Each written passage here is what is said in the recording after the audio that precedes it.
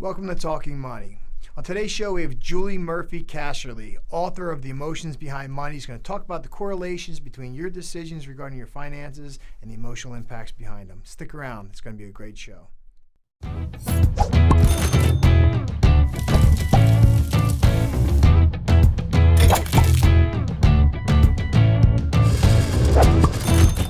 From our studios in Las Vegas, this is Talking Money with Anthony DeLuca. So on today's show, we have 𝐷𝙬𝙬𝙧, author of The Emotion Behind Money, Building Wealth from the Inside Out.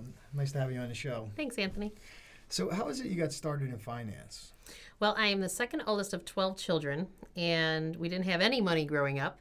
And I put myself through school, decided I wanted to be a finance major to figure out how people wound up with money, getting it, attracting it to themselves, but then also then continuing to keep it throughout their lives, as opposed to it being what I call a leaking container out the back door. I thought I had a big family. I'm one of 6. So. Oh, yeah. Well, I'll tell you, it's like 2 separate families. There's the top 6 and the bottom 6 in our family. So what's the age difference between the oldest and the youngest? So my older sister, she's 40, and then the youngest is 24. So there's 16 years in between all of us. Oh, well, there's 20 years between me and my oldest brother. So apparently my parents took a little more time in between. Yeah, to think that my mom had her 12th child at my age right now just blows my mind. Yeah.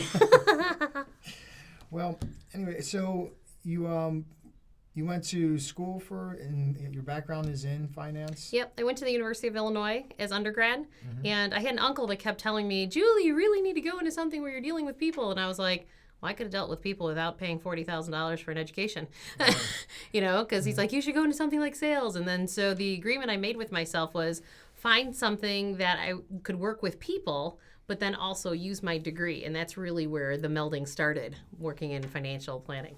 And when you got started into financial planning, what drew you to the topic of the emotions behind money?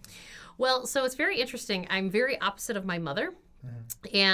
But I clearly know today that I was born to my mother, who is a very emotional woman, to learn how to deal with the emotional side of money, because I naturally follow much more of the masculine energy of money and finance, whereas my mom is the epitome of feminine energy. And so I really learned how to deal with that. And as I started to work in the industry, it's all about rates of return and did you have the low fees and did you have this and did you have that? It's all about the numbers. And what I was finding is that nobody was making decisions based on their numbers, their financial numbers. They're basing all their decisions on the emotional numbers. So I started asking questions like, well, how does it make you feel that, your money didn't do this for you? Right. And then all of a sudden people would just regurgitate out what the answer was. And I'm like, there's more to this than what meets the eye. And so I decided to write the book because I knew that there was something that needed to happen to help people balance the emotional and the financial numbers to still get them to where they want to be in life. Do you think that, I'm sure I know the answer to this question, but let's ask it anyway for the viewers. But do you think corporate America plays on emotions to drive sales and purchases? I would say that yes and no. I still think, I was telling your staff before we got started here that, I spent a lot of time going on CNBC after the market crash in 2008 and 2009 because they were trying to find the answer as to when the financial numbers weren't working, then all of a sudden they wanted to talk about the emotional impact to everybody, and because that was the only news out there because everything else was a disaster. Right. And I find that in personal finance and or corporations that we've gone so much to what I always call the masculine energy, that it's all about competition and fear and who's gonna, get the next promotion, not me, that it's not collaborative. It's not, something based on more of a loving atmosphere. It's more of a, I'm gonna beat you and that's too bad. And I think that's the essence in corporate America that really needs to shift, because we need to bring the emotions more into the financial world. I remember when I first got in the industry, I had a boss who told me, Julie, you have to stop hugging your clients when they walk in the door. And I'm like, well, I didn't need to say I didn't work for this man very much longer. But to me, that's ridiculous, because without humanity, all of this is just a facade. And we have to realize that we need the balance between, yes, be a competitive business, but also do right by people. And I think that's why all this dysfunction is occurring, is because people are doing it for selfish reasons and competitive reasons and in a place of fear, as opposed to more collaborative, loving, and more of a humane way of doing things. Okay. And is the when you're talking about emotions, is also attached to, let's say, the incentives or the motivation people have to make purchases? Well, absolutely. You know, I always tell the story about how if you took if money burns a hole in your pocket and you can't even have it in your wallet, well, take a $100 bill and put Benjamin right in your wallet. And people always look at me like, well, why would I do that? And I go, under no circumstances are you allowed to spend that $100 bill. And so my husband was the first person that I tried this on, and he came back to me one day and he goes, it's like Benjamin is screaming from my pocket at me, you know, spend me, spend me.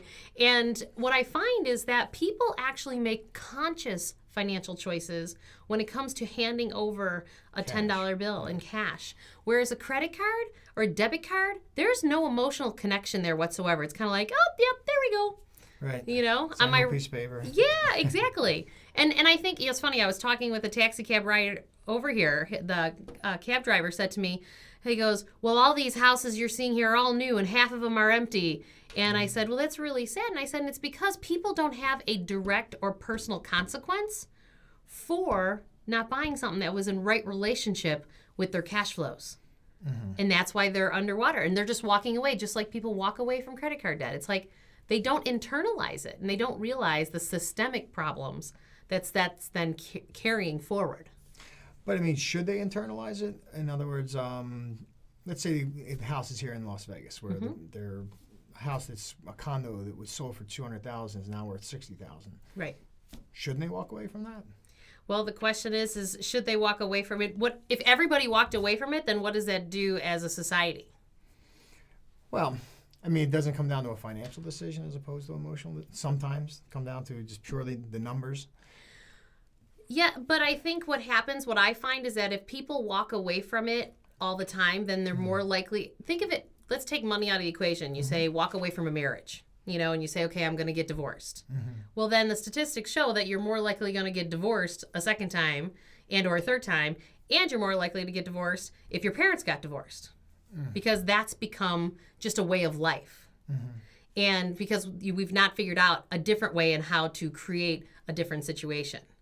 You know, so maybe there's a creative solution to where you can do what's right for you financially with the house, but also do the right thing for what's good for the whole of the community and the country and everything else.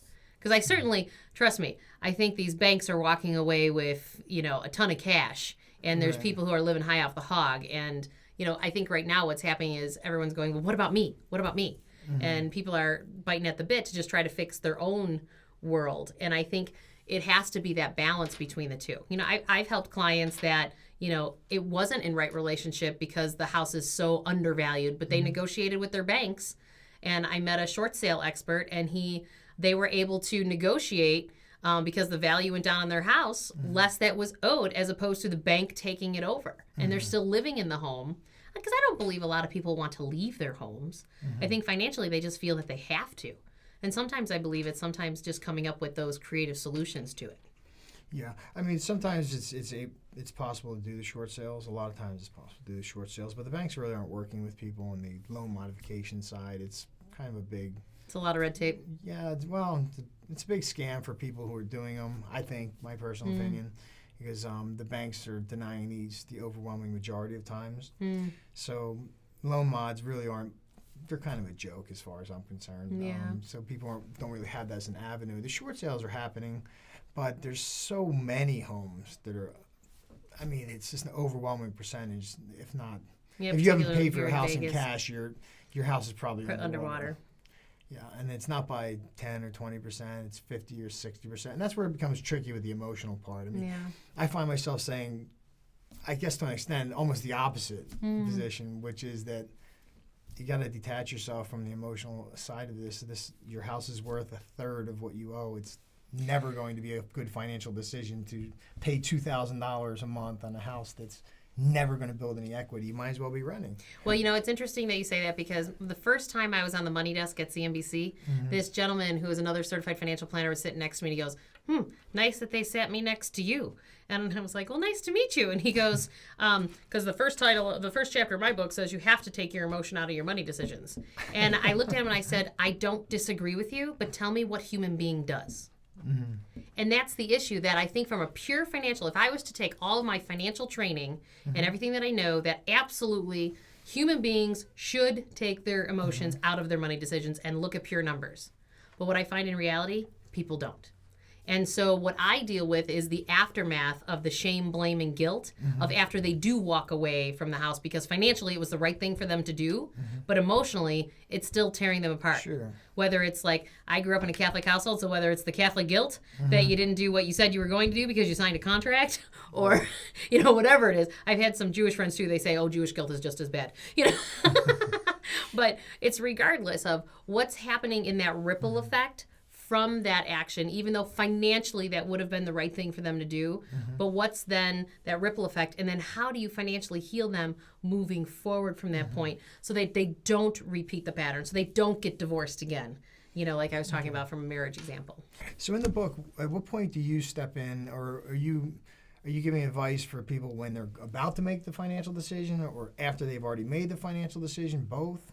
I think it meets people exactly where they're at. That's the whole point in my book, is that whether you've made the decisions or you've not made the decisions, that the first step in the process that I walk people through in the book is that you have to decide what it is that you truly want and dream about what you want to create. And people go, how can I dream? I can't exist today. And I don't care how small that dream is, even if it means that you're going to start applying for new jobs because you hate your current job. Whatever that is, you're doing some kind of behavior that creates more of the dream that you want. And then once you look at what it is that you want, then look at, well, what is it that you're currently sitting in? What's your reality? You really have to say, okay, here is my cash flow. Here's where I'm underwater. Here's where I'm at. And then there's questions that I have throughout the book that help them start to walk across that bridge to get to where it is that they're at, to where they want to be. Regardless if they've already created the ripple effect or not, it's still about, well, how you feeling about what you did before? How's that settling with you? What kind of fights is it causing in your marriage today? Right. And what effect did it have on your children? And what are you teaching your children about money? And asking those kind of questions and saying, well, what do you want your children to take away from this? What do you want? And create more of that open, honest communication. And then really taking the steps to transform. Because what I find, there's so many money books that are out there that'll give you this advice, say, do X, Y, and Z, and you're going to have this. Right. It's like your brand new car. But the problem is it doesn't create long-term transformational change with people. And my objective with my book was really to help people create long-term transformational change so they could recognize their own personal financial patterns, look at the communities that they grew up in, and to create what's moving forward. So how much of what you do deals with addressing the keeping up with the Joneses that people... Everything. Yeah. Because what I find is that people are looking for answers for happiness outside of themselves, and that's the keep up with the Joneses, as opposed to what's true for them internally. So that's when I go into that whole process of talking about what your dreams are. It's about what's important to you. And I have to correct people all the time. They're like, well, what does everybody else have? I just was on a call yesterday with my sister-in-law, who's the only in-law in my family that's not a client after, 12 years of being with my husband. She's like, well, we're finally going to become clients.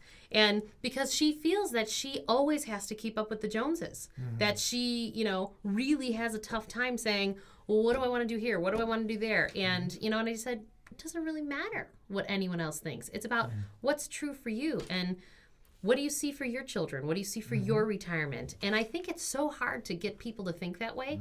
I think the market downturn forced people into that. Right. I was talking to your staff on another topic when we first came in, that I'm reading this book by Sonia Troquette right now. And she talks about how when you're in the present moment in your lives, then you're in your true spirit. But if you're living too much of your life in your past, meaning you're paying off, you have so much debt and you're stuck in all your past decisions, well, then your ego's driving everything. Right. And if you're planning too much for your future, your ego's driving that too, and you're not living today. And my system is all about making sure that people are cleaning up the past while living in the present moment and planning for the future all simultaneously. And I think that's extremely important. So what are some of the I understand you're not real big on the ABC steps, but how do you guide somebody through? Like somebody, the client comes in to see you, how does that whole interview process go? Well, you certainly go through the ABC steps. What I'm saying is that there's just another layer to it. Right. Okay, because certainly I'm a planner, so there's a process because I like things to be planned out, and people like checklists today. So everyone always leaves my office with an action plan. Okay. And but some of that action plan has to do with your financials, but some of it has to do with your work life, your family life, and your personal life. You know, like your personal health or things of that nature. Because what I've noticed is there's a direct correlation to people's health and their wealth. And so, for example, like I always say, I remember in January of 2009, Susie Orman got on the Oprah Winfrey Show and she said, this one CPA had 23 credit cards with $79,000 of credit card debt. And she told the CPA that under no circumstances was she ever allowed to ever charge anything again until 100% of that credit card debt was paid off. And my whole issue there is it's like having a bag of Oreos.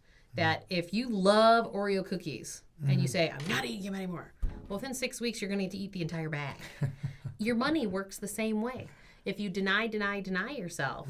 So the process that I walk people through is the fact that, okay, tell me what do you dream of? What do you see in the 3-year window? What would you like to see? And they always answer me, they go, you mean financially? I'm like, anything. Because I find you have to meet clients where they're at, and you have to see what's in the forefront of their mind first and foremost. And then once you get that out of the way, you can peel that onion and then say, okay, let's start going through what it is that you have and the retirement statements, any college funding, any debt, anything. And let's start digging the hole. And I always ask them, why did you buy that? I don't know. That's what the person sold to me. That's the answer all the time. I have no idea. People are not identifying what the reasonings behind what they bought and why, whether it's the house, because it's interesting. Bruce Lipton is a PhD at the University of Wisconsin, and he has done the statistical analysis that 95% of our response to the external world has to do with our subconscious mind. And our subconscious mind is fully developed by the age of 6. So when people are responding to the world, even financially, then it's coming from their subconscious brain. And so it's what their parents and their communities taught them growing up. So I always ask them in this process of saying, well, you've created this reality. Is this the reality that your parents had? Did you swing to the complete opposite end of the spectrum? Or, and does this match what you consciously want? And so the third step of the process is, again, creating that bridge of what do they need to do in certain aspects of their life to get to financial healing. So that must be the difficult part, is separating the what you've grown up with and what you've established as your mindset as to what you should want and what you actually want. Because I would think that in the individual's mind, they can't reconcile the two or can't separate the two. Right. Well, and it comes with the desire, because sometimes when people have fought me so much on that, I go, do you want to change? Because if they keep giving me excuses as to why they're not, that's their ego and their defense mechanisms. And then I just say, do you want to change? Because it's okay if you don't. Right. Because that's what you want. But most people go, no, I'm here because I want to change. I go, okay, well then you need to go through it. I had someone from my compliance department when I wrote my book tell me, you're asking people to make huge changes in their life. And I go, I know. She goes, you're not a psychologist. I go, I know. But this is what I deal with on a daily basis, because it is psychology, because it is our subconscious brains. So when you get somebody, like, for example, the individuals who come into my office, where many of them, they have more debt, and with the interest rates that they have, accumulate so much interest that the amount of net income they have will never pay it off. Right. So when you have somebody in that situation, you look at their finances, you say, there's just not enough money coming in to ever pay off this debt. How do you address that from the emotional aspect? Well, or how do you address that period? Absolutely. So I go, well, how did it get here? What happened? Tell me the story. And then I always make sure that I shut up at that point, because people love to tell their story. And sometimes I'm sitting here going, really? That's what you... And what you see is you find patterns over and over again. But I find that me as an advisor, it's about holding a safe space for them to be able to regurgitate all the stuff that shows a lot of shame, blame, and guilt, and judgment. And to really shift someone in that situation, those 4 things are extremely heavy. So recognizing that and saying, okay, So if this is how it got to where it is today, well, what do you want to create tomorrow? And part of that could very well be cleaning it all up and following the bankruptcy laws, but then how are you going to then shift that reality moving forward? How are you going to really say, okay, I don't want to be back in front of your desk again. I want to really change this, but they're really going to have to inherently change their behavior, which is coming from their subconscious mind most times. Okay. And so if somebody does want to change, okay, they've made the decision they're going to wipe out the debt. Yep. They finished it. It's over. The case is discharged. And then they come to you. How do you get them to shift into a different mindset where they're more, I don't know if the word's responsible with money or they have a different perspective on money? Or... Yeah, well, the first thing I do is I have them shift to a cash basis. Okay. That's extremely important because then they're emotionally feeling exactly what it is that they're doing. So, for example, if I walk through cash flows, and I think it's extremely important that when somebody has decided to walk away from, debt and stuff like that, how do you move forward? Well, it's extremely important that you sit there and you say, okay, look at your cash flows. Do not call it a budget because we as Americans don't like the word budgets because we act like adolescents. You tell me I can't have anything, watch me. Whoop, there goes that credit card. They're going, I showed you. And then all of a sudden they get the, roundabout effect. And so I tell them, so if we stick on a cash basis and we look at your cash flow, what's going in, what's going out, really truly choose your priorities because this is not about, people say, well, I had one woman come into my office and say, don't even talk about my cable bill. And I was like, well, what's up with the cable bill? And she goes, I work a ton and I work 2 jobs and I am sick and tired of people, telling me my cable bill is obnoxious and that's where I could save money, but that's the only entertainment I have and I love to sit and watch movies. And I said, okay, entertain me this way. Go look at, put a piece of paper next to your end table and every time you have a movie in the next month, I want you to write it down when you watch a movie. Well, she had watched 8 movies. She worked so much, she only watched 8 movies the entire month. And I said, so she had Cinemax, Showtime, Stars, Encore. She had the whole gamut. She was paying like $350 a month, which is a high bill. Yeah, car payment. Right. And I said, so why don't you just do pay-per-view and buy the movies that you really truly want to watch as opposed to paying for all these channels? We knocked about $200 off of her cable bill. Right. And so then it's like, okay, so it's about not saying that you can't have something. It's about saying, how do I get exactly what I want, but also have it be in right relationship from a cash flow perspective? So one issue you brought up, or one thing you mentioned was relationships. So it kind of got me on this thinking. Do you feel that most people find somebody who's of a similar financial nature, so to speak, or do you find that when there is a difference, I'm curious as to whether the more financially responsible individual brings the other person up or the less financially responsible brings the other person down? Well, so what it is that typically you wind up in a relationship with somebody who is reinforcing old patterns that you're trying to run from. And so you have that energy about you anyway, but most people, I was listening to Deepak Chopra one time and he said, write down a list of the person that you admire most and write down all their attributes. He goes, now write down the attributes of the person that drives you the most crazy. And he said, now I give you you. Because you have those people in your life because there's a part of you that resonates with them. So from a pure money situation, and I'll give me and my husband as an example.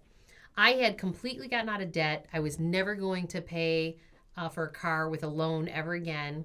And then here, I married my husband, came into our marriage with over $10,000 of credit card debt, and he crashes cars like he eats dinner. And I wound up with another car payment, and I wound up assuming somebody else's credit card debt. And I was going, but I've already gotten all this stuff taken care of. So it was about then holding true with what it is that my desires were. It was like my test. And saying, okay, he's either going to move with me or he's not. And then you have to make a choice of saying, do I want to keep repeating this pattern for years to come, or do I want to walk away? No different than bankruptcy. It's like, do you want to keep repeating the patterns? And because I find a lot of times that if one spouse wants to change and the other one doesn't, the one spouse who wants to change has to choose to change on their own. And maybe if it's as desperate as saying, you know what? you make a paycheck, I make a paycheck. This is how much income's coming into the household. So proratedly, you owe this much on the mortgage payment. You owe this. I have gotten down to that granular. If one other spouse won't change, saying, okay, if you make $50,000 and your spouse makes, $60,000, well, then every bill's split 60-40. And that's how they run it. And they run separate checking accounts and everything. But the one spouse who wants to change is socking money away for her future or his future and doing that stuff, while the other one is just pissing it away every single day and creating more debt. And, eventually, if the other spouse doesn't decide to change, I believe that's the beginning to the end of the marriage. Because do you want to be 70 years old and having somebody, and you want to carry somebody? There's some other dysfunction going on there from an energetic perspective. Well, statistically, money is the biggest contributor to divorce anyway. Right. So it's not surprising that you would. And I think it's really important for people who aren't married yet or who want to get remarried that you need to have those money conversations. Because Yeah, pull a credit report, right? oh, you know what? Not a bad idea. But what it is it's about just being real with exactly what it is. And allowing a safe space for the other person to talk about it. That's what doesn't happen most times, is that there's a lot of judgment from the other spouse. Right. If you've done something that you're not proud of, but you want to change it, but the minute somebody starts judging you about it, you'll defend it. And so I think it's extremely important to allow a collaborative, set the intention that you want a collaborative conversation and that you want to come from a loving space. Because that creates then a template that will completely shift how the two people communicate to each other. And trust me, I've had people in front of me that have been, knocked down, drag out, really ticked off. And then they look at me and realize I'm in the room. And they're like, oh, we're sorry. I go, no, this is good because this is what's happening when you leave here. And say, you know what? Neither one of you are bad people. So what do you want? And how do we find that middle point between the two? But I've also had people who could never find that, and they are divorced now. Yeah. Well, I'm sure it's difficult where you have, like you said, in the 60-40. Right. Well, what if you divide 60-40 and the person with the 60 or the 40 doesn't pull their weight? Right. Then the other person either has to pull it for them. Right. Or. Right. And you have to decide, are you willing to keep carrying that person, or are you willing to walk? And most people will not change unless you're willing to walk, because you're just giving them lip service that you're going to walk as opposed to actually physically doing it. And sometimes that's what it takes for somebody to change. If they really want you in their life, that they're going to address their concerns or their issues. Then if they're not willing to face them, well, then are you wanting to keep playing that record over and over and over again? Right. Well, I appreciate you coming on the show. Absolutely. 𝐾𝐮𝐭𝐡𝐨𝐫, The Emotion Behind Money, Building Wealth from the Inside Out. And hopefully we'll have you back again sometime Sounds soon. great. Thanks, Anthony. Thank you. You're welcome.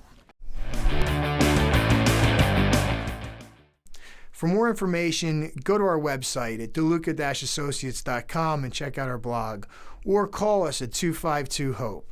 Tune in next week for another great show of Talking Money.